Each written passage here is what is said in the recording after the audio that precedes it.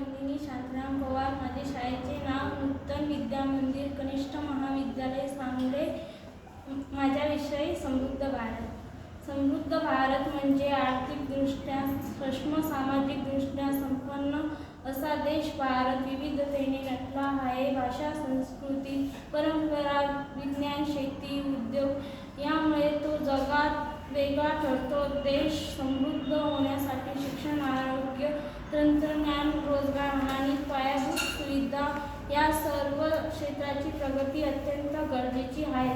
आज भारत वेगाने विकसित होत आहे. अवकाशात संशोधन, डिजिटल तंत्रज्ञान, शेतीमधील आधुनिक पद्धती, उद्योग क्षेत्रातील पद्धती या सर्वांमुळे देशाची अर्थव्यवस्था बळकट होत आहे. अखेरीस समृद्ध भारत म्हणजे सर्वांना समान संधी,